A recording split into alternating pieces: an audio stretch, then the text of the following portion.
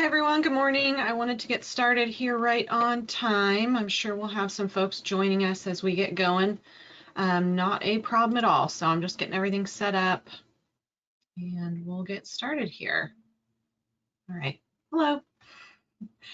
All right, so again, good morning to everyone. My name's Caitlin.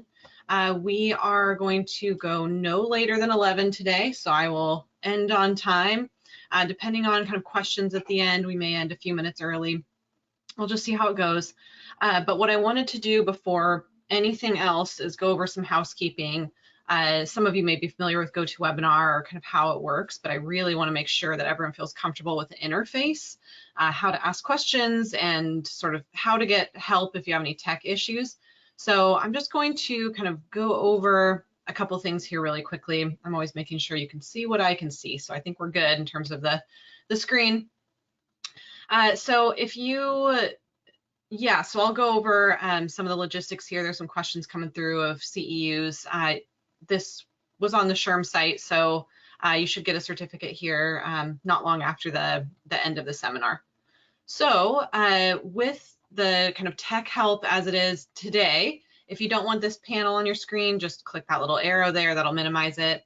And then the other thing that I want to mention right away is if you click that little white arrow next to handouts, what you'll see are two separate handouts, and one is just the slide deck. You're welcome to download the slide deck if you want it as a resource. There's a resources page. There's some kind of quick tips, steps that you can try when we're talking about ERGs, and you are welcome to download that and save that. That's totally fine. And then the other handout is that webinar tech support. So if you are having any technical issues, please download that PDF. It will walk you through some troubleshooting options. It will give you just about any answer you can think of to try. And that's pretty much always resolve people's issues. So everyone knows where to find that kind of tech help if you need it. So that's under the handout throughout the duration of the seminar today. We'll do a couple of poll questions. Those are live polls. Our poll questions are completely anonymous, totally optional, but obviously the more people who participate, the more interesting the results. And they are totally anonymous polls, so no one has any idea who answered them or what they answered. So if you're willing to participate, that would be great. I'll let you know when those, when we're going to do those. They're pretty self-explanatory. And then let's see, if you do have questions, if you just click that little white arrow next to questions, type that in. As it says here on the slide as well, questions are anonymous as well. So I will see questions coming through and who is asking them, but no one else is going to see those. So if you have questions about anything, related to the content of the training, type those into the questions box. If you see me kind of glancing over throughout the training, that's me keeping an eye on questions coming through. A lot of times I can just answer the question right then. So you don't need to wait till the end. If it's something relevant to the slide that we're on, or you want to ask it right then, don't hesitate. A lot of times, like I said, I keep an eye on those questions. I can just have it be as conversational as possible in this webinar format, but we will have time at the end for questions as well. And the other thing is with that is, although I see who's asking the question, I'm not going to say who asked it. So I'll get to as many questions as I can. The ones that I have time to answer and I'm able to answer, I'll just summarize what the question is, but I'm not going to say who asked it. I just want to make sure that we kind of neutralize any anxiety around participation. And so we just kind of default to anonymity in that way. All right, so let's see if there's anything else I needed to go over in terms of housekeeping. I think that's it. And I'll remind everyone at the end as well, because we may have some people joining or kind of joining as we go along. I'll remind everyone as well at the end just about kind of the certificate, CEUs, all of that, because I'm sure I might get a few more questions coming through about that as I'm doing the presentation. So I'll double back on that at the end as well. All right. Okay, I think we're good. So usually I can do that housekeeping in less than 5 minutes. I think I just did it in just about 5 minutes. So here we are. So what I wanted to kind of talk about in terms of what's the purpose of today's training. And also, so I've been a clinician for over 10 years. I've worked in community mental health and, private company organizations. I am the head of the training department now at Canopy, but I still do immediate telephone counseling as needed. But most of what I do day to day is essentially, consulting with organizations on how to create a safer space for their work environment, and how we can do that on an individual basis of supporting staff individually to create a psychologically safe workspace. And I'll kind of talk more about that as we go through here. But then as organizations as a whole, how are we doing that in a more measurable way? Because a lot of times, when I have organizations, it's oftentimes HR or someone in leadership or multiple people from HR or leadership calling and saying, we feel like we don't have the best vibe here. We just want people to feel more excited about working, all of these kind of engagement goals.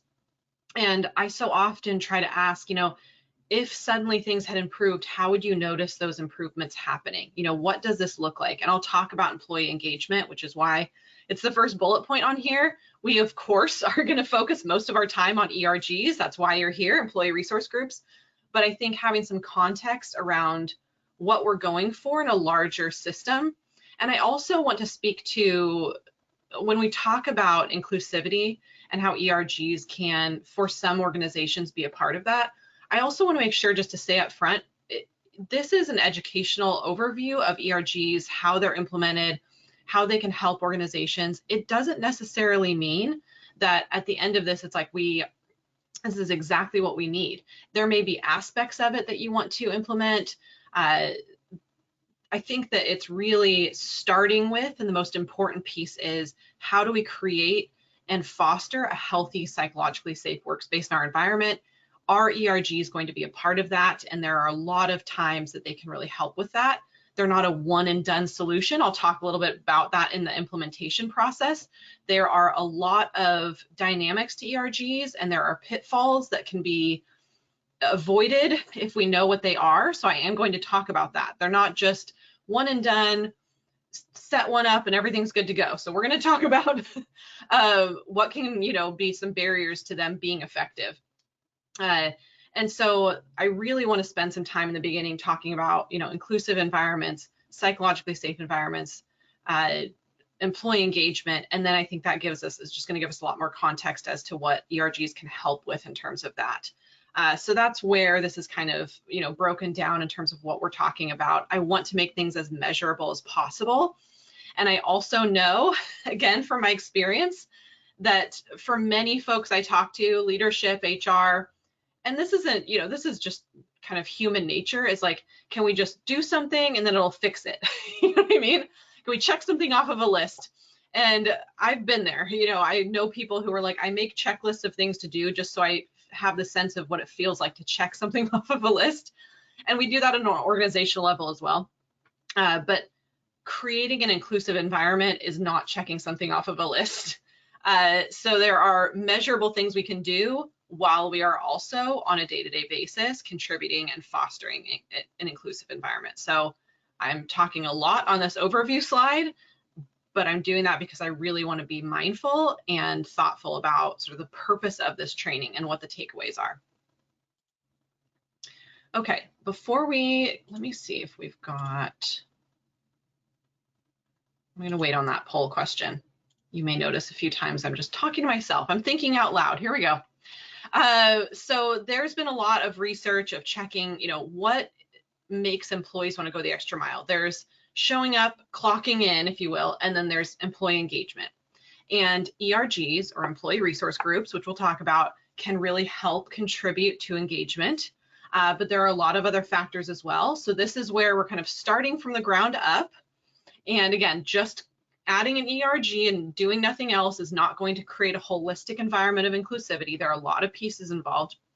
And so as an HR professional looking at this list, and I'm not here to read slides, and also some of you may have joined a little bit later, under the handouts on the little panel on the side of your screen, if you click that white arrow next to handouts, you can download this entire slide deck. So if you want this as a resource, you are welcome to it. So some of these are easier to measure than others, but I think HR has a big role to play in employee engagement and understanding relationship to senior leadership, company values. What is listed in the employee handbook? How often do we talk about what this organization values? what that looks like on a day-to-day basis, recruiting, hiring, you know, in terms of diversity, being equitable. And all of these things are an ongoing process. And a big piece of it, and this is not a diversity, equity, and inclusion training. I touch on that a lot, but we don't have time to get into all of the depth of that. But when we're thinking about wanting to create a more inclusive environment, you know, a lot of that starts with HR and that hiring, recruiting process. And then how are we, but that's not it. It's kind of the same as ERGs. It's like, okay, we hired a diverse workforce. Day-to-day environment also has to be inclusive. So how are communication skills? How effective are people at communicating? Are we addressing issues that come up if there's any concerns about non-inclusive language or behaviors? Do people feel psychologically supported in the workplace? And all of these things are a big piece. And I think especially during the pandemic, there's just been ongoing changes, just constant changes. And staff are sometimes just kind of trying to keep up with that. And I see a lot of apathy in staff lately of just like, it's one more thing. I can't keep up with all these changes. I'm burnt out. And I'll talk a little bit about burnout here in a second. And that reduces engagement. So as HR, making sure people know of the resources they have, such as EAP or other resources available, you know, what motivates our employees? How can we you know, be more proactive about that? What are we doing to try to find out from employees what they need? And when I talk about some of the implementation, what's really one thing I'll say that's interesting that I ask HR this a lot, and also leadership, is they'll be like, you know, we offered all these things to staff and it doesn't feel like they're any more engaged. And I'll say, the things that you offered, like, where did those ideas come from? It's like, well, it seemed like this would work, or we tried this. And I always ask, it's like, have you asked the staff what they need? You know what I mean? And a surprising amount of times it's like, well, no, we just assumed what they would want. So when we talk about trauma-informed care here in a second, I'll get more in detail about that. But these are just some things to start thinking about. How do we start as HR or HR when we're working with our leadership to gauge where folks are at in their engagement? Where are some missing pieces we can add to that? And our ERG is going to be a piece of that component. All right, so when we're talking about trauma-informed care, this, I think, sometimes gets seen as a term that would only be useful if it was for an organization who works directly with clients who experience trauma, or only for folks who are in a helping profession like psychiatrists, psychologists, counselors, medical profession. Trauma-informed care and organizations has a much broader context than that. And these are the first 3 of 6 components of a trauma-informed organization. And I think as HR, it's really helpful to think about how are we looking at each of these components and how are they actually showing up in the workplace. So safety is pretty self-explanatory, but it's not just physical safety, it's also psychological safety. So what does that mean? I think we talk about that a lot, or are hearing that more often. That is, if people feel comfortable to share opinions and that they're not going to be, you know, shut down, made fun of. If someone is showing an emotion or being vulnerable, they're being validated for their experience. Safety in trauma-informed organizations does not mean that the workplace is suddenly a group therapy session. People still have to do their jobs, be held accountable. All of those things can still happen while still having a sense of safety, where people can have different opinions. There is healthy communication. There is widespread respect. All of these things are that psychologically safe space. You know, that opposite of it is people don't feel comfortable sharing in meetings. You know, if they have a concern, they're not comfortable sharing that with their person in leadership or HR because they don't feel like they'll be heard. They don't feel like they'll be understood. They won't be believed. You know, all of these things. That is where we're seeing that lack of psychological safety. So from an HR perspective, it's kind of thinking about how safe do people feel to be authentic in the workplace. And again, authenticity doesn't mean zero boundaries. Authenticity is we can be honest about our experiences, honest about our opinions in a way that's respectful to others as well. So that's really, you know, if we're thinking about that. And I'm going to do a poll question here in a second. So the other piece is that trustworthiness and transparency. And this is, again, where HR is really important. Of if changes are happening in the organization, if something is coming up, are we being clear about those things? Are we explaining those? This is one of the biggest things I see with staff is they'll say all these changes constantly happen and we never find out till the last minute, or no one really explains it very well. It just kind of trickles down to us and we're trying to play catch up. So as much as you can do in terms of being transparent about anything that's going on. Peer support, this is where ERGs are going to come into major play. So how do folks feel connected to one another? This has been a need long before the pandemic, but for many organizations, they've switched to hybrid or fully remote, maybe if they weren't in the past, and just for here on out. And for some people, they feel less connected to others or feel less kind of connected to the folks in their organization. And ERGs can be done just as well virtually as in person. So we'll talk more about how that piece how ERGs can help that piece. And this is very similar with that collaboration. You know, ERGs kind of fit into a lot of these components. Again, they are not a panacea. Like I think it's really important to recognize that this training is not to say start an ERG and everything's fixed. They can be a component of an organization's holistic process of creating a safer space. So collaboration and mutuality, do people have say in decision making, as much leveling out of power dynamics as possible? That really comes into that empowerment, voice, and choice. Anytime employees have a choice in the matter, can be a part of decision making, is extremely important and hugely affects employee engagement. Yeah, there's a really great question that came through of, do you see peer support groups and ERGs being the same thing? Should employers consider having both? I do see them kind of as a Venn diagram, that there's a lot of similar outcome and potential, usefulness to them, but they can be slightly different. That's a really good question. I think sometimes what I'll see with peer support groups is they may be less ongoing. It may be something where for a short term, kind of during a change or an organization, some folks, are coming together to support one another. Another example of kind of an immediate shorter term peer support group, one thing that we offer as an employee assistance program are called critical incident stress debriefings. So if there was a traumatic event in an organization, a death or a loss, people can come together and kind of process that experience. So a little bit more of that reactive. Another type of peer support group, it's not as much of a group setting, but in some case, this is where every organization is very different of whether this would be helpful or not. But I've worked with some organizations where they do more of a peer mentoring type of system, where there are folks who opt in, of course it's voluntary, opt in to be mentors to new hires. And sometimes the mentors will have a group for each other just to kind of support each other and how best to support new hires, which is very similar to an ERG, but I would differentiate it just a little bit. So great question. When we get more into ERGs, we'll talk more about that. But yeah, I would say it's kind of a Venn diagram.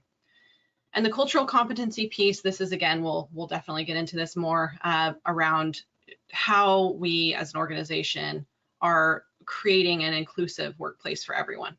So I'm going to do a quick poll question here now that we kind of went over trauma-informed organizations, psychological safety, and we are going to see how people feel about this. Again, these poll questions are completely anonymous. No one will know whether you answered it or not. No one will know who answered it or anything like that. So I'm seeing answers coming in.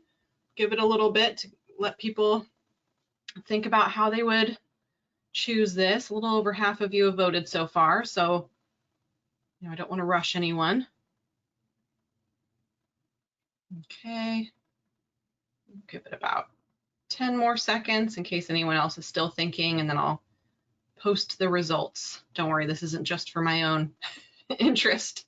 You'll get to see what people voted as well. All right, so we had 86% of you voted. Thank you so much. We got a pretty good outcome here. Let me just show the results. So as you can see, there's every single category is showing up. And there's, of course, a lot of reasons I like doing live poll questions when we're virtual like this. Obviously, it's just nice to have some interactivity whenever possible, but also just to know, for us, it's thinking about, okay, if I was sitting here and I chose somewhat disagree, for example, 21% of us chose that. If it was suddenly somewhat agree, if I went up one level on this scale, how would that happen? How would I notice that I had shifted from disagree to agree? What would be different in my organization? And the more you can get the measurables behind that, the more you can actually try to do something about it. And I'm not saying that it's always an easy fix. There's a lot of components to it. It takes a lot of people's buy-in. I get that. So I'm not trying to just say like, yeah, do this one thing, it'll fix it. But I do think it's important that if we're ever trying to work towards improvement of something on an individual or organizational level, we've got to get measurables. And when I'm talking HR, I feel like HR is typically a group, not to overgeneralize, but are generally, there you go, I'm literally saying generally, pretty open to kind of cut and dry measurables. So just as a reminder of that, it is, I think, a really key piece of, and if we were to scale it, for example, for that question, it was just, kind of 4 options, but you could also scale it on a scale of 1 to 10, of like 10 being, perfectly psychologically safe, which that's never going to be possible. There's always going to be issues or things coming up, but 1 being 0 psychological safety, where would I put our organization right now? And what would movement up the scale look like? And then really just kind of starting, even small changes can make a huge difference. All right, I always like to make sure you can see my slides. Okay, so on an individualized basis, just a couple quick things, before we kind of get into the ERG piece of it, is there's a lot of different ways employees as individuals or groups can show burnout or compassion fatigue. So really quickly, so burnout, it can happen with anyone. It doesn't matter what type of job they're doing. Burnout's just too much work, not enough time to do it, overwhelm, all of that. Compassion fatigue is very similar to that, but it's related to folks who are in some type of helping profession. Helping profession can mean anything that we're doing to help people. I don't care if it's a front desk person, if it's a medical professional, anyone helping others. So a lot of this is figuring out, and this also can be for you too. HR is a tough job, not even just since the pandemic, so I'm as much validating your own experience as others. And I think for HR, there's oftentimes a very difficult role of, I'm here to help everyone else, so I've got to just kind of set aside my own stuff.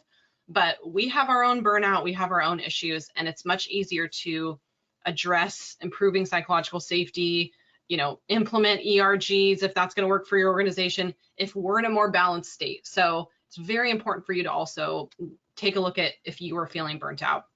But what can help with this, and this may even be something where you can do a questionnaire for staff, like, because they'll be like, oh, I'm stressed, I'm burnt out. It's like, what's one thing that would help you feel less burnt out? And I always tell leaders to do that too. But if you're talking to teams or talking, or even to leadership or anyone on the staff, is like, how would you notice an improvement there? And there can be a lot of different reasons that people are feeling burnt out, which is then going to directly impact their engagement with working there. It's higher turnover when we see a lot of burnout, which costs money. It's tons of work for HR. I don't have to tell you that. You already know that. And sometimes it can be these small changes. So this is kind of an initial check-in that we can do with ourselves, we can do with teams, we can do with individuals to figure out what's really coming up. And there can be a lot of different ways that ERGs can help with this. It can increase variety in the day. It can give people more of a sense of control in their environment, of decision making, that interpersonal relationships, they feel less isolated, have abilities for career development. Like, there's so many ways that ERGs can kind of mitigate some of these things. But I always think it's helpful to kind of start with what is coming up for people, and then based on that, if I'm, surveying kind of anecdotally where staff are at, and all of them are saying it's workload, or all of them are saying it's work-life balance or interpersonal relationships, how do we really home in on that? All right, we made it. So I hope maybe there was a few people be like, are we going to learn about ERGs? Yes. So what is an ERG? An employee resource group. It's an employee-led group that fosters inclusivity, builds community. I do want to be mindful, though, that, and I'll talk about this as we go through here, that leadership and executive leadership's buy-in and participation is very important as well. And it's personal, professional support to members. And it's really there to help create a safe space and create a place to provide community for folks. So there's a lot of different types of ERGs. This is not an exhaustive list, so it's only just a few examples. And as you can see here, again, I'm not going to read every slide word for word, but sometimes people will say, like, what are topics of ERGs? And this is where it's very unique to each organization. One of the resources slides, or the resource slide at the end of the slide deck, provides some links to more detailed, in-depth, like steps to start an ERG, what that might look like. And it's going to depend on size of your organization, the needs of your organization, and this is where it can be really helpful to, again, utilize that employee voice and choice and ask employees if it would be helpful, and what topics they're looking for. And and this also is not, these groups are not exclusive. I'll talk about that in a second too. But these are just, again, some examples of ways that you can integrate them. Some companies have one, some companies have many. The company that I work for has a wellness committee, and a lot of what they do is engaging employees, again, in what would be helpful for you in terms of how we can support your wellness. Lots of surveys, and then lots of kind of measurable outcomes. Here's what the employees were looking for. Here's what we want to do more of based on the needs of what the staff are looking for, kind of coming together to organize those things, make those happen. So that's an example of an ERG, a group that has that common goal. I worked in organizations in the past who had tons of them. So it really just depends on, the size and what employees are looking for. And, the resources too that are available for it, because they're not free. A lot of times they need resources, and we'll talk about that too. So inclusivity, that sense of having a part in the work that we do, feeling like our opinions, our thoughts on improvements of the organization matter. And part of inclusivity is changing the ways that systems always worked. I always talk to HR and leadership if they ever say, that's just how we've always done it. I'm always like, the second you say that, it's time to reevaluate, And sometimes ERGs can really help stir that up in a good way. Of like, yeah, we've always done things this way, and we're just kind of going along. And then we have a group of folks who are seeing things from a different perspective, promoting changes that may have needed to happen for a long time. And that, I think, is so powerful in terms of creating a space of ongoing progression and new ideas, and a space for those things. So they're not kind of an island where people go and can talk together and then go back to their desks or go back to where they're working. It really is meant to be in a proactive way of how do we bring folks together to also help create more inclusivity in the workplace as a whole. And that's where it's really enhancing employee experience, not just the people that are participating in the ERG, but everyone else as well, kind of like I was talking about with our wellness committee. And then company innovation, again, more ideas, the better. And more employee voice and choice. And this is where it's really interesting when I talk to HR and leadership, because we can offer a lot of these things, but we have to be willing to receive the feedback as well. So if a company's like, great, let's do this. Let's start some ERGs. We're like all ready to go, and everyone can feel like they're in an inclusive environment. And then an ERG may be providing HR or leadership feedback on changes that need to happen that would make the place organization more inclusive. And if HR and leadership are not equipped to handle that feedback in a way that is respectful and receptive versus defensive or invalidating, it's a multi-directional street. So that's a piece, I think, like when I was talking about earlier, and I'll say many times, is that just starting an ERG is not going to fix anything.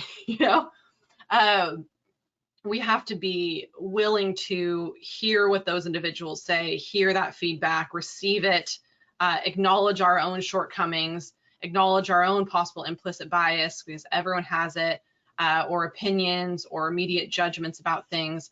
And sometimes, if we're starting or creating ERGs or offering those, it can all of a sudden create more work for us, because they're like, we need to do this. This change needs to happen. It's been way too long since this has been, figured out or resolved, and that's more work a lot of times for HR leadership. But that's how companies grow. That's how they become more inclusive. That's how companies retain employees. So it can sometimes create more work. And if, as an HR rep, is thinking like, oh, that seems like a lot of work, I know this isn't a training on privilege, but it's sometimes that sense of if something feels like too much work to deal with in terms of promoting inclusivity, it's checking our own privilege with that we have the ability to think about, like, that would just take work to do, like nothing's affecting me right now. So it's really checking in with, where is my own stuff coming up?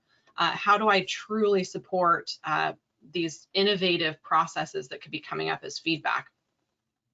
So they're not meant to be exclusive groups. And like it says here, it's narrowing the focus enough to effectively support groups that are underrepresented.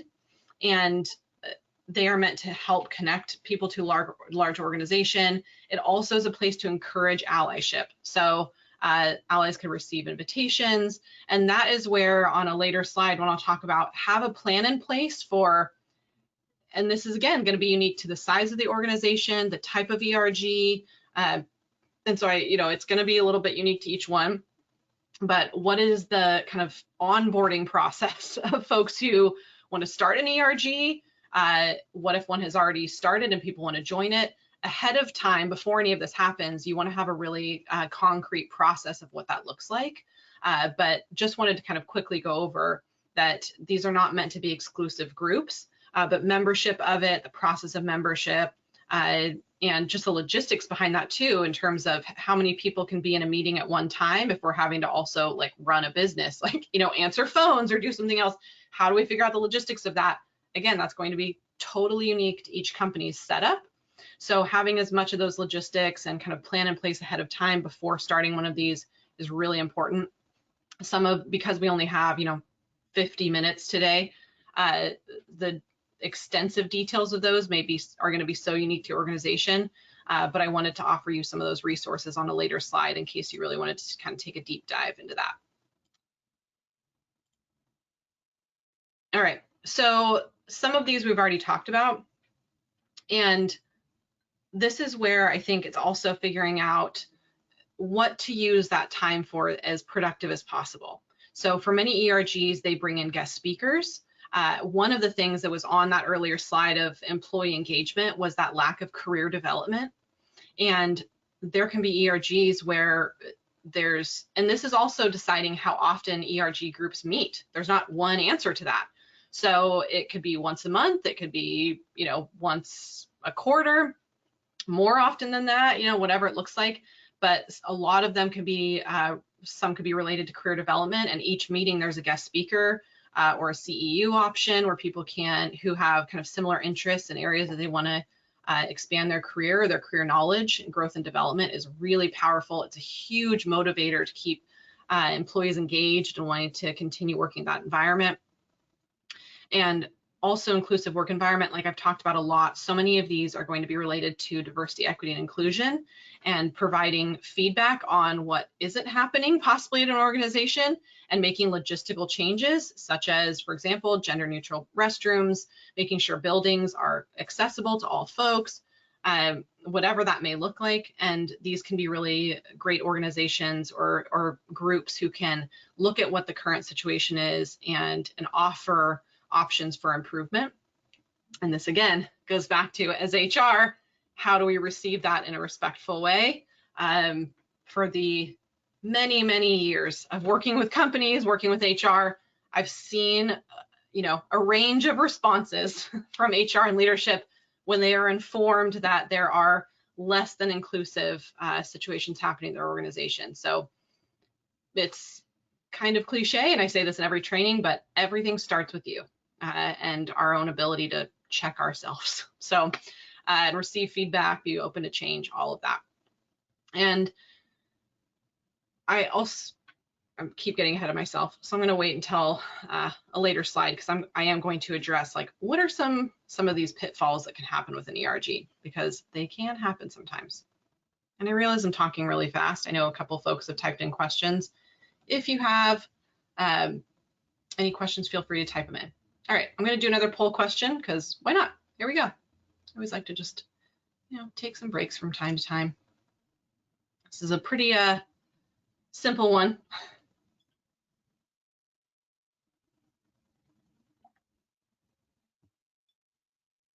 All right, the votes are coming in. Give it a few more moments.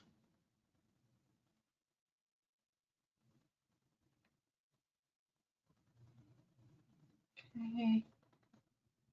Give it about 10 more seconds.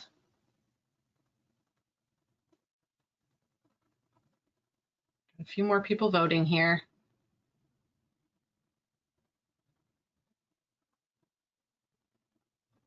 All right.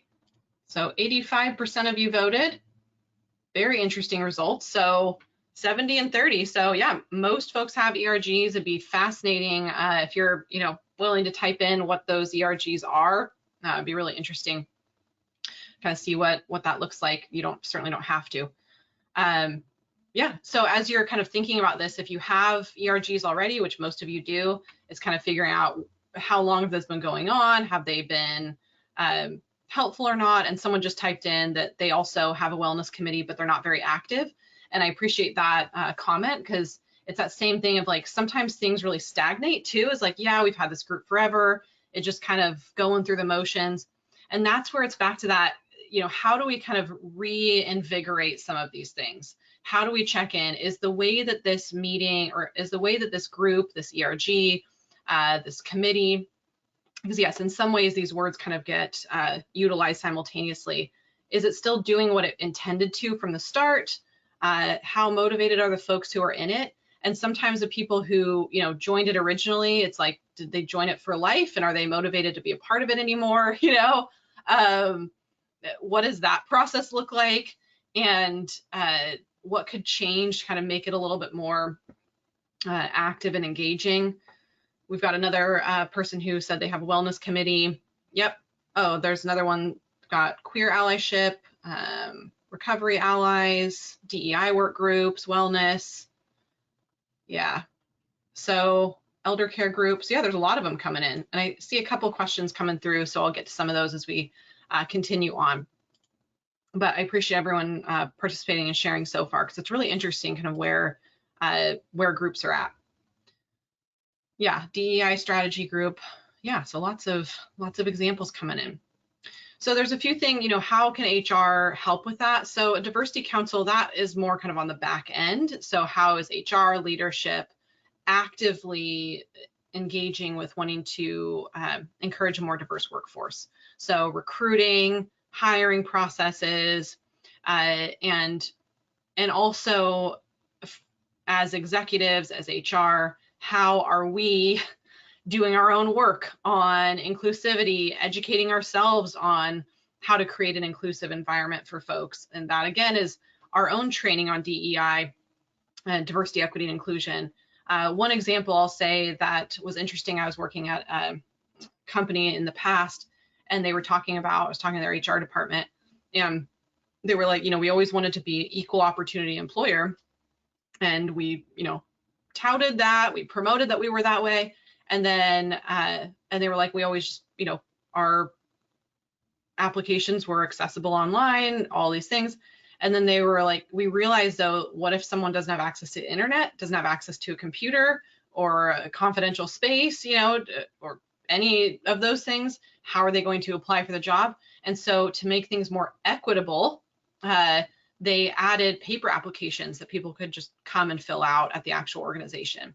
So that's an example of kind of equality versus equity. So equality is like, we're equal opportunity, this is available, anyone can apply. Equity is, how do we meet people where they're at? So in terms of the HR side of things, how do we start with having as inclusive environment as possible and bringing in as diverse of a workforce as possible? But like I said earlier, just hiring a diverse workforce does not mean you suddenly have an equitable space. It means communicating equitably. It means all of these things, checking our implicit biases, all of that stuff. And like I said, we could talk so much more about that, but I want to kind of focus on the ERG side of things. The other thing that can be really helpful, encouraging new hires to join ERGs. Depending on your organization, what your onboarding looks like, you could have someone representative from different ERGs. I mean, 70% of you already have ERGs.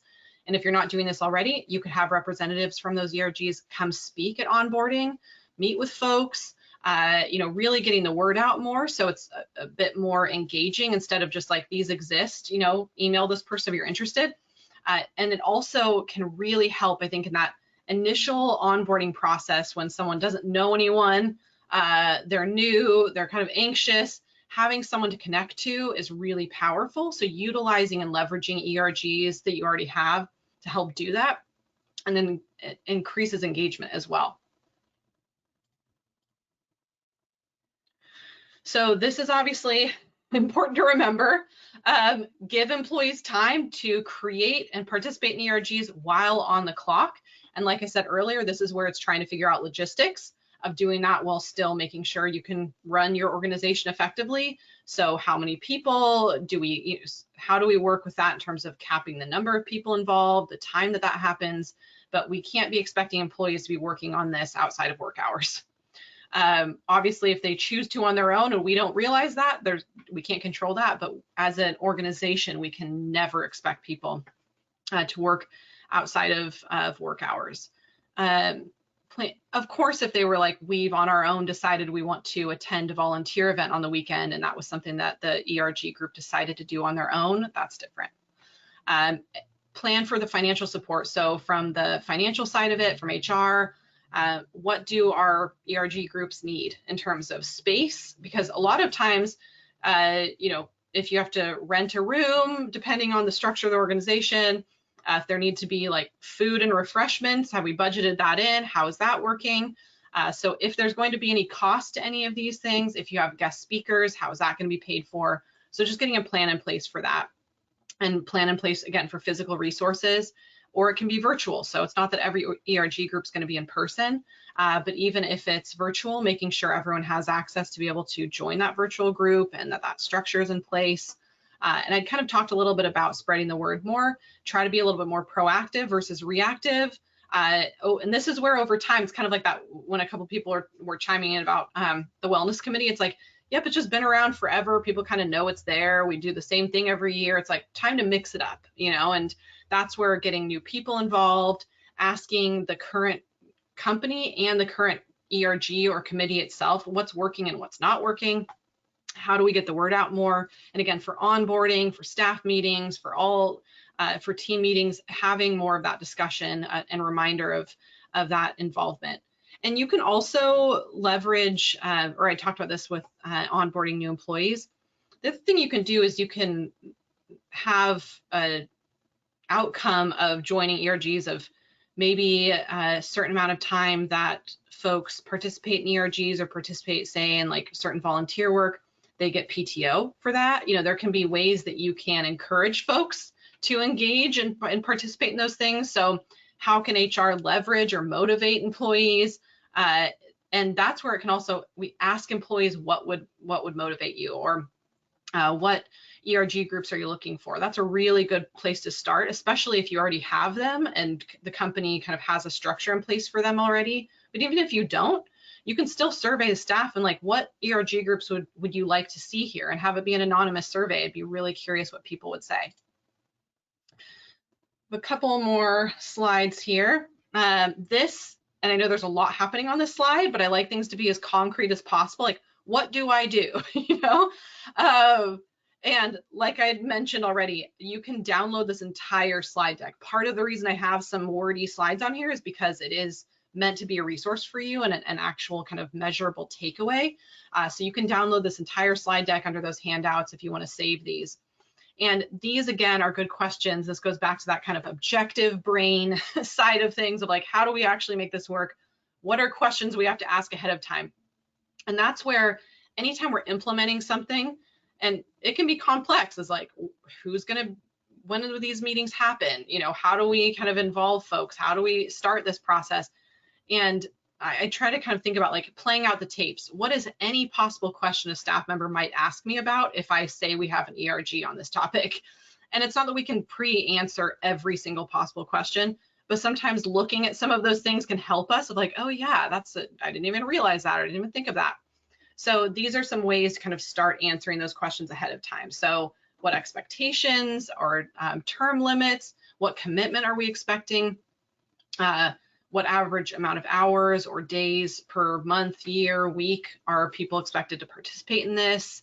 You know, how many members are being served? Like, what are our key measurables and outcomes? What are the goals of having these ERGs based on the topic that it is?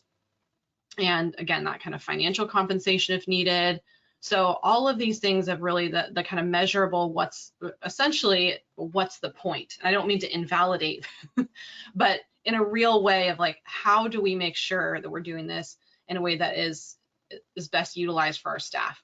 The other thing, and I don't know if this is on a later slide or not, one of the biggest pieces that is so important for ERGs is to have executive and leadership buy-in and participation. So we don't want to kind of step away from that when we're looking back at that trauma-informed care, or it was like that leveling of power differences. There's a piece of it here where sometimes, and this is probably leading into my possible ERG pitfalls, and one of the biggest kind of pieces of feedback, if you start Googling ERGs or looking into it of like why they could be problematic, is it starts to turn into like, here, just have these people, these staff do this ERG, like go talk about this over here, leadership and HR is over here. And it's really this divide, and it can sometimes imply that leadership doesn't need to talk about those things, doesn't need to be participating in that. It is really important. I personally think there should be someone in leadership participating in these meetings and being a part of it as well, to validate the importance of it, to validate the importance of talking about these topics, being engaged in these topics at every level of the organization. So that is a really big piece.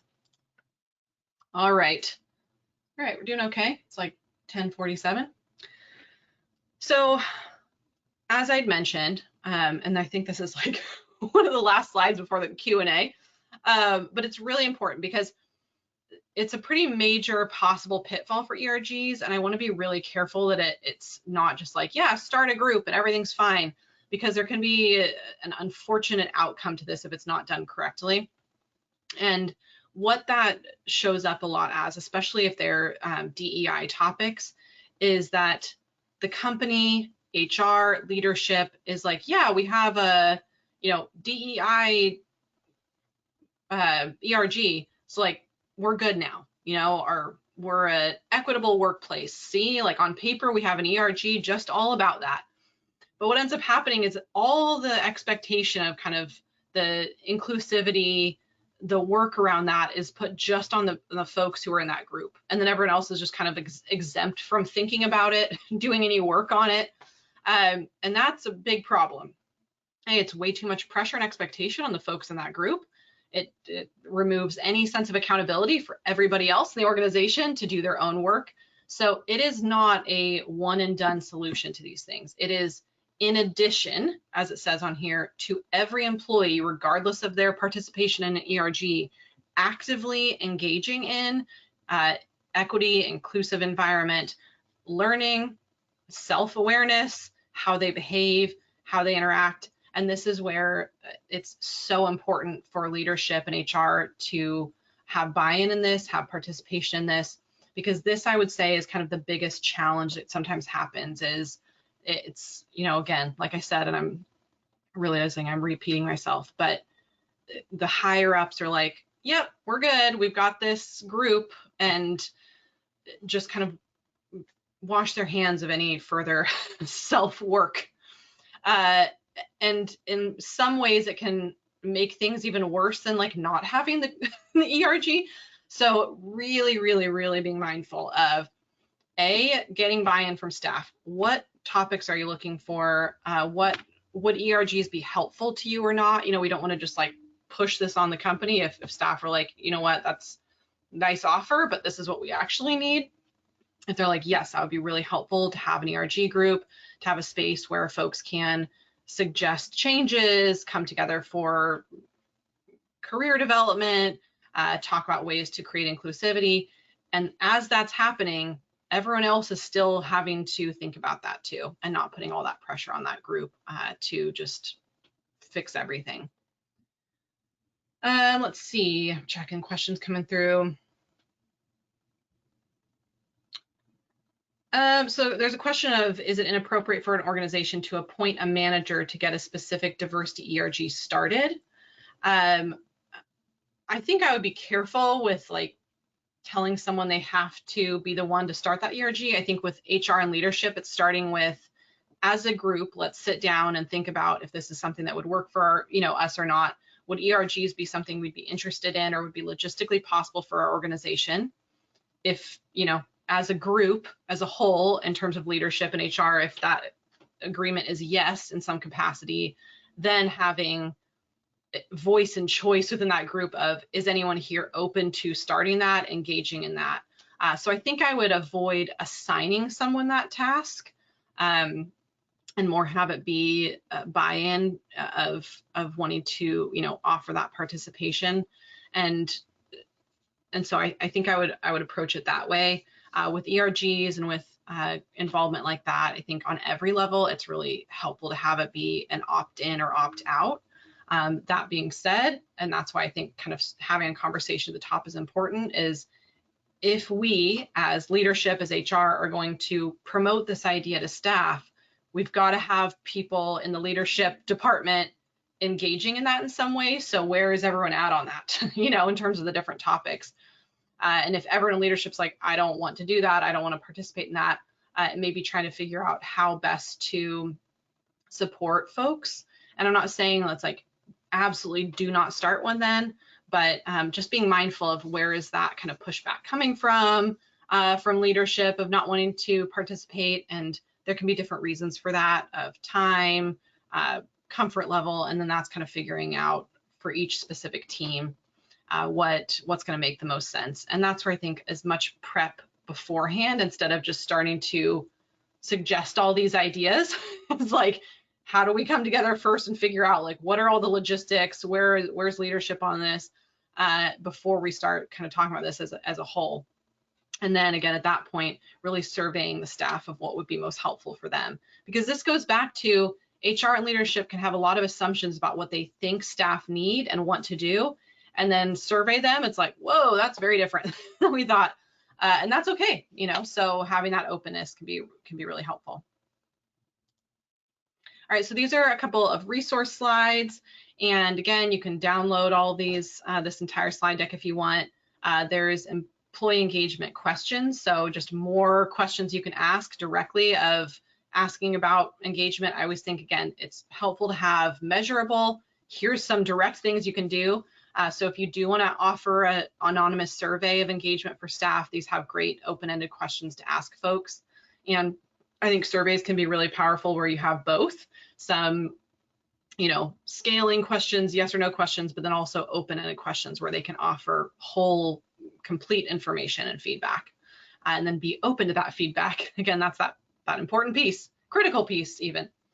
How to start employee resource groups, this Human Rights Council. So lots of different ways that give suggestions and ideas and just more in depth. Once, if you're thinking about, we already have them and we want to, kind of make some changes, check in with how well they're working. 30% of you said you didn't have one yet. And if you're thinking maybe this would be a good idea for us, again, it's not necessarily for every organization, but it's just a way to think about and employee engagement, if it's going to work for you or not. But if you don't have one and you think it might work for you, I think these can be some great further resources if you're wanting more information. Okay. And then as an employee assistance program, some of you may have us as an EAP, some may not. Either way, if you are curious about our services, what we can provide, what we offer, this is all of our information. Our website on there has tons of information and resources as well. And it can be, EAP is a great resource that we can help with consulting. If you have questions or yeah, we've been talking to staff, or here's what's been going on, what are some ways we can approach this? We can always assist with that too, just kind of how to have those conversations. All right. So as promised as well, because some of you may have joined a little bit later, you should be receiving a CEU certificate not long after this. It should come in the next few days. So that's a very understandable question that I answered at the very beginning, but I want to just kind of call back all the way from the beginning to that. If you want to fill out the survey at the optional survey of the training, please do so, but that's totally up to you. But you will get a certificate for attendance today. And I really appreciate everyone's participation. If you have questions about EAP or want to contact us for any reason, please do so. But otherwise, thank you all for attending today, and I hope you have a wonderful rest of your week. And take care.